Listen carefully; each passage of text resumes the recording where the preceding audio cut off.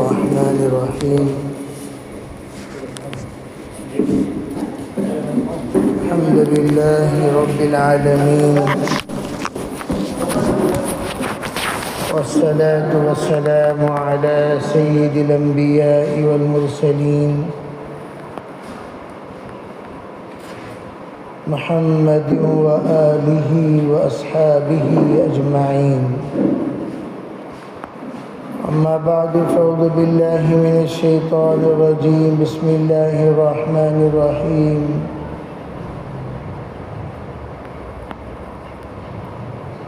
يا أيها الذين آمنوا اتقوا الله وقولوا قولا سديدا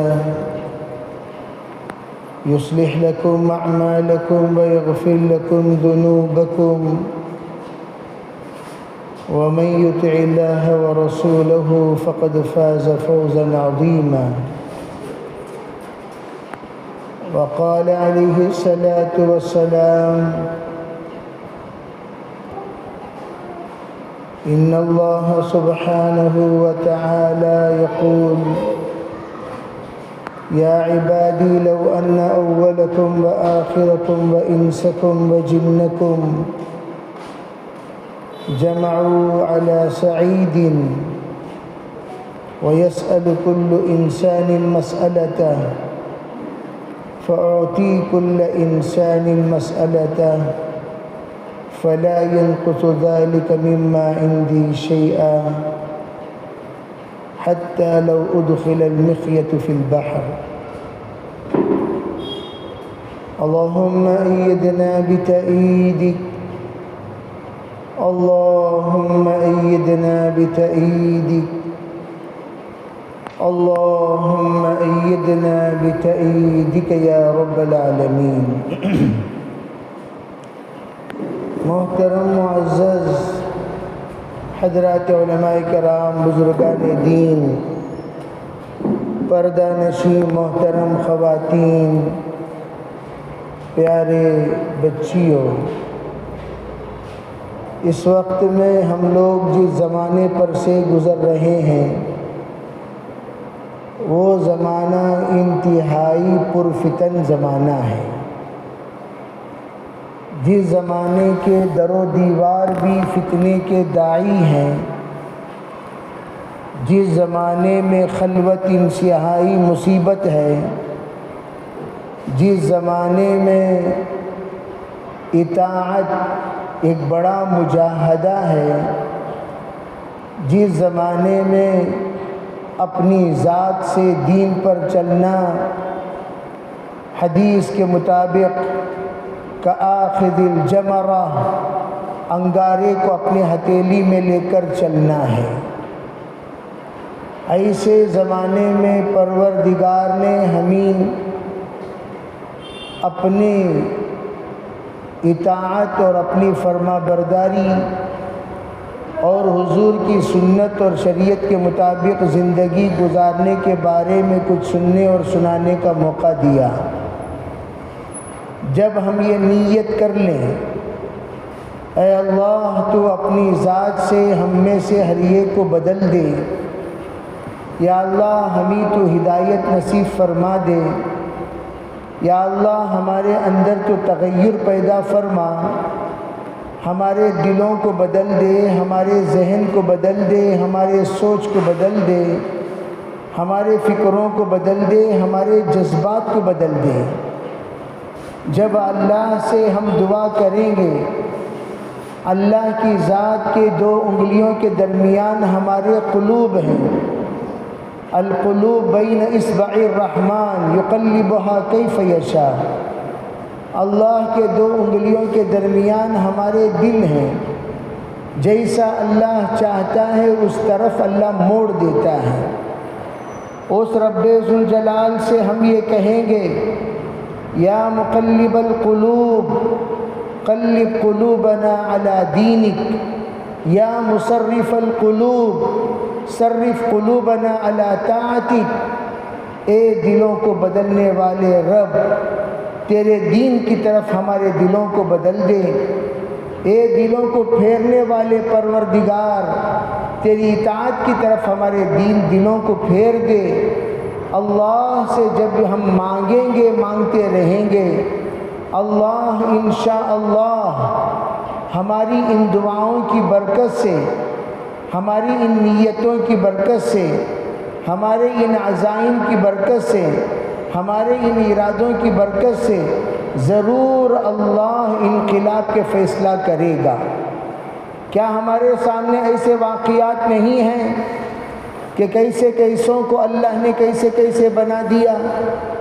ایک زمانے کے ڈاکوؤں کو اللہ نے اپنے ولایت نصیب فرما کر انتہائی قربت عطا فرمایا۔ ایک زمانے کے درندوں کو اللہ نے انسانوں کا رہبر بنا دیا۔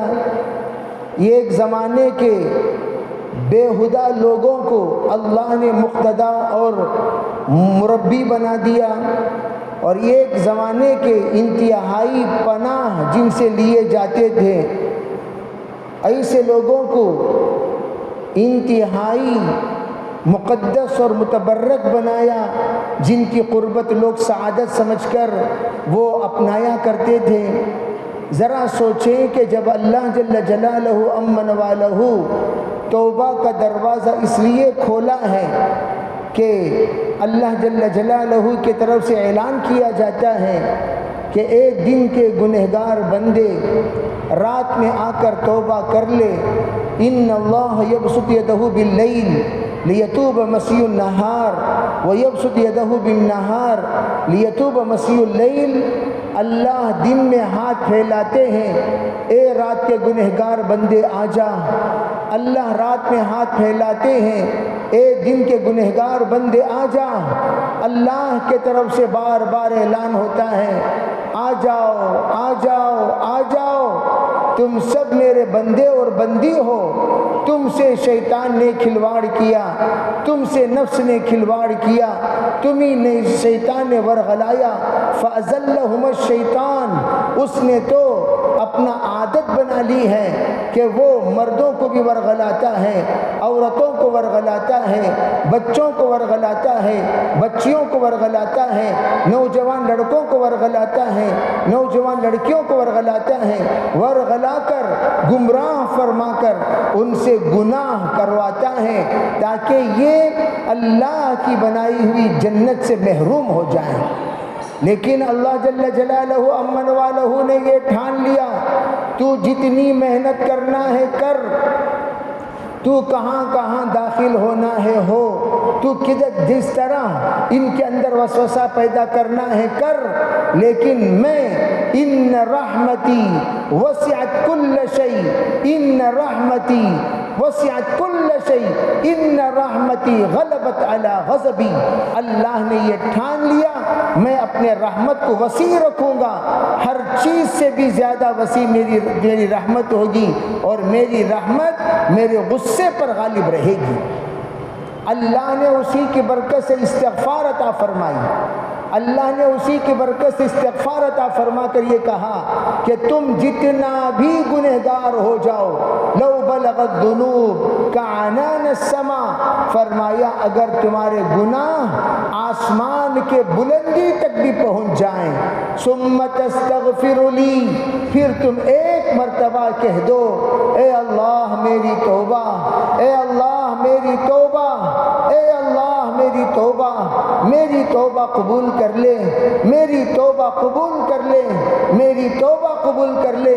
اللہ فرماتے ہیں ثم تستغفرنی، پھر تم دل سے مجھ سے معافی مانگ لو، اغفر لک فلا ابالی، میں تمہیں معاف کر دوں گا، کوئی پرواہ نہیں ہے ان گناہ کے انبار کی طرف، اس کے طرف میں توجہ بھی نہیں دیتا، اس کی طرف میں نظر بھی نہیں کرتا، چاہے تم وقت کے کتنے بڑے گنہگار کیوں نہ بن جاؤ، تو میرے طرف سے اعلان عام ہے، اغفر لک فلا ابالی، میں معاف کر دوں گا، معاف کر دوں گا، معاف کر دوں گا، معافی مانگ لو۔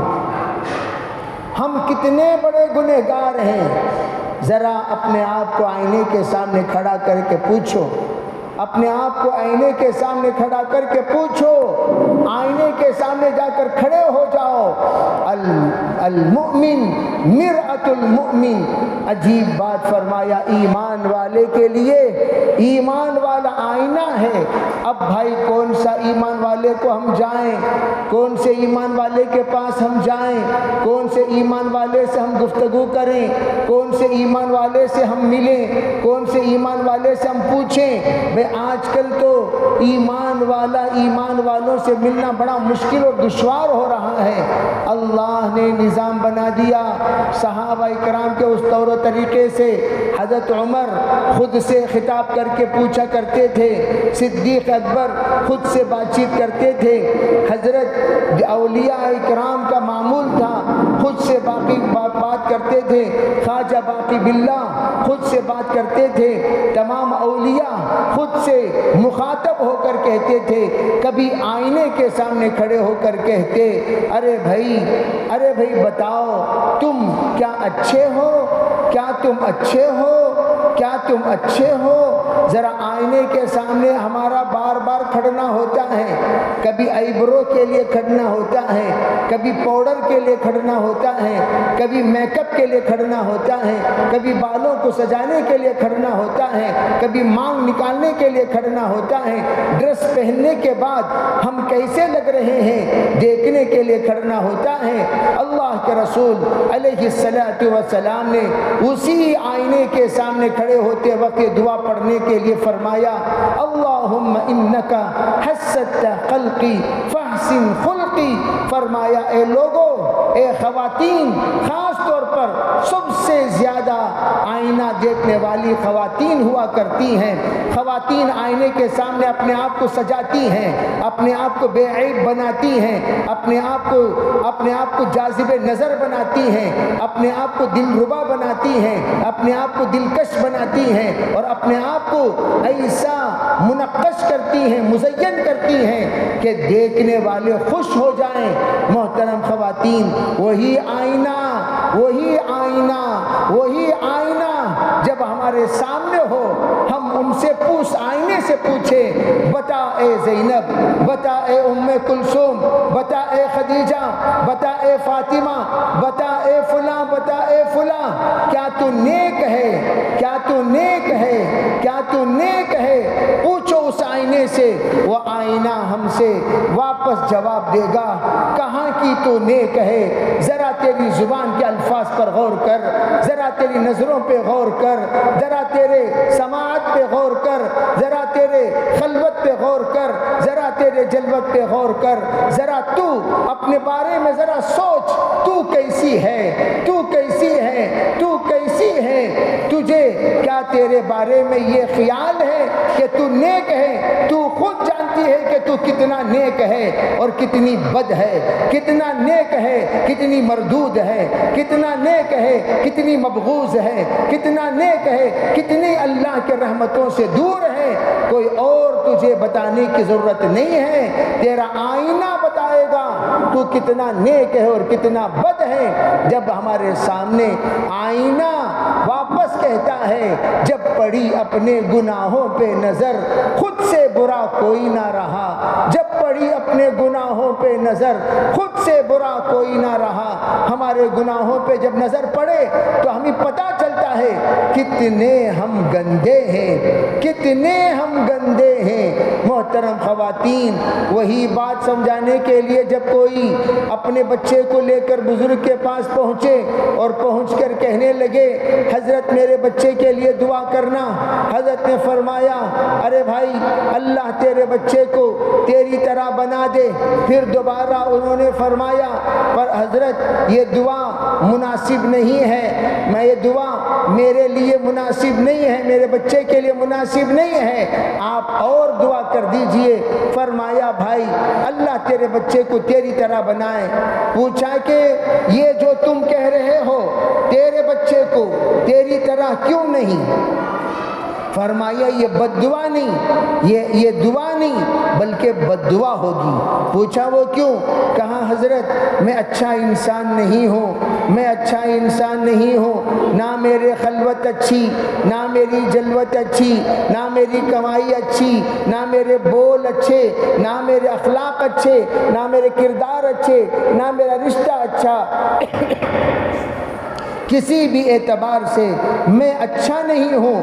من آنم کے من دانم، من آنم کے من دانم، میں جانتا ہوں کہ میں کیسا ہوں۔ حضرت اگر آپ میرے بچے کو میری طرح بننے کی دعا فرما رہے ہیں، یہ دعا نہیں، میرے بچے کے حق میں بد دعا ہے۔ آپ یہ دعا کر دیں میرے بچے کو اللہ آپ کی طرح بنائے، میرے بچے کو اللہ آپ کی طرح بنائے۔ حضرت نے فرمایا بیٹا اگر تو چاہتا ہے تیرے بچے کو اللہ میری طرح بنائے، سب سے پہلے تجھے سدھرنا ہوگا، سب سے پہلے تجھے توبہ کرنا ہوگا، سب سے پہلے تجھے اللہ کے سامنے گڑ گڑانا ہوگا، سب کے پہلے اللہ کے سامنے اپنے گناہوں کا اقرار کرنا ہوگا، گناہوں سے معافی مانگنی ہوگی۔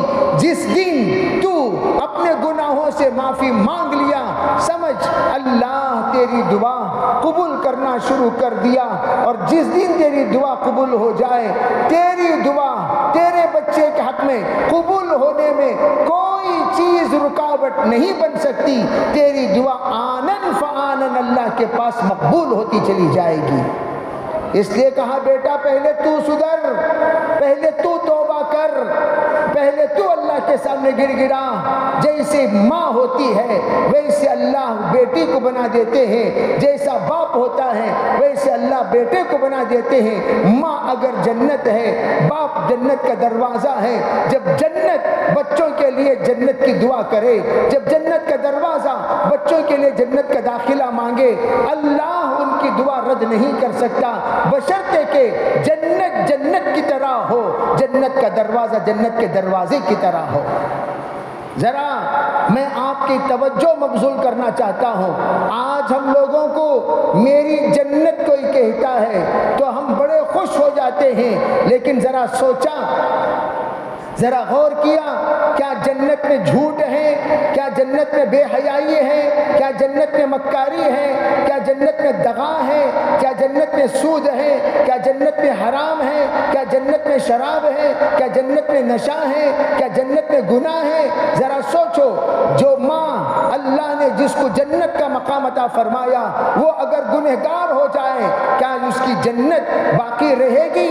یا دروازہ جس وقت میں بدکار ہو جائے، جب باپ کی حرام کاری میں مبتلا ہو جائے، حرام کھانے کا عادی بن جائے، ذرا سوچو کیا اس کا جنت کے دروازے کا عہدہ، کیا اس کے جنت کے دروازے کا مقام باقی رہے گا؟ اب علماء نے عجیب بات لکھی ہے، جنت اور جنت کا دروازہ کیوں کہا؟ اس لیے کہ اولاد اگر جنت میں جانے کا ارادہ کرتی ہے، ماں کو دیکھتی ہے، ماں کے نقش قدم پر چل کر جنت کے مستحق بنتی ہے۔ جب اولاد جنت کے دروازہ، جب جنت میں داخل ہونے کا ارادہ کرتے ہیں تو باپ کو دیکھتے ہیں اور باپ کے نقش قدم پر چل کر جنت کے دروازے تک پہنچنے کے لائق بنتے ہیں۔ اب جب دونوں اللہ نہ کرے، اللہ نہ کرے، اللہ نہ کرے، نہ جنت کا دروازہ کہنے کا لائق، نہ جنت کہلانے کے لائق، پھر بچے کہاں جائیں گے؟ بچے کیوں نہیں بگڑیں گے؟ بچوں کا دل کے اندر کیوں خرابی پیدا نہیں ہوگی؟ بچوں کے اندر کیوں اختلافات پیدا نہیں ہوں گے؟ بچوں کے اندر خرابی کیوں نہیں ہوگی؟ ذرا اس بات پر غور کرنے کی ضرورت ہے، ذرا اس بات پر توجہ دینے کی ضرورت ہے۔ اسی لیے فرمایا من لزم الاستغفار، ہم اپنی اولاد پر آج رو رہے ہیں، کاش کہ میری اولاد ایسی نہ کرتی، کاش کہ میری اولاد ویسی نہ کرتی، کاش کہ میری اولاد ایسی نہ کرتی۔ علماء نے فرمایا جو اپنے ماں باپ کو رلائے گا اولاد اسے بھی رلائے گی، جو اپنے ماں باپ کو تڑپائے گا اولاد اسے بھی تڑپائے گی، جو اپنے ماں باپ کے نافرمان ہوگا اولاد اس کے نافرمان ہوگی، جو اپنے ماں باپ کے غدار ہوگا اولاد اس کی غدار ہوگی۔ اس لیے کہا اصلاح معاشرے میں خصوصاً جب اولاد کو تم سدھارنا چاہتے ہو، سب سے پہلے خود سدھرو، یہ پہلی نصیحت ہے، یہ پہلی ہدایت ہے، یہ پہلا ادب ہے، یہ پہلا اصول ہے، یہ پہلا طریقہ ہے۔ پھر اب دعا کرو تم اپنے اولاد کے لیے، اب تم دعا کرو تم اپنے اولاد کے لیے، اب نصیحت کرو تم اپنے اولاد کو، اب بتاؤ تم اپنے اولاد کو، تمہاری نصیحتیں اپنے اولاد پر اثر کریں گی، تمہارا درد اثر کرے گا، تمہارا دکھ اثر کرے گا، تمہاری دعا قبول ہوگی، اور تم جو کچھ اولاد سے کہو گے اولاد اطاعت اور فرما برداری سے اسے مانے گی۔ یہ تو رہی بات والدین کے سلسلے میں مختصراً میں نے عرض کیا۔ دوسری بات ہم بچوں سے کہتے ہیں، اللہ نے تمہیں ایک عزت دی، ایک مقام دیا، ایک درجہ دیا، ایک عہدہ دیا، اللہ نے محبتوں سے تمہیں نوازا، اور ہر بچی اپنی باپ کی لاڈلی ہوا کرتی ہے، ہر بچی اپنے ماں سے بھی زیادہ باپ سے تعلق رکھتی ہے، ماں رازدار ہے تو باپ اس کا درد مند ہے۔ یہ صفت اللہ نے عجیب و غریب اٹیچمنٹ ہر بچی کے ساتھ، ماں کا رشتہ رازداری کا ہے تو باپ کا رشتہ ہمدردی کا ہے۔ باپ کبھی اپنی بچی کا دکھ اور درد سہ نہیں سکتا، سن نہیں سکتا، اسے برداشت کر نہیں سکتا۔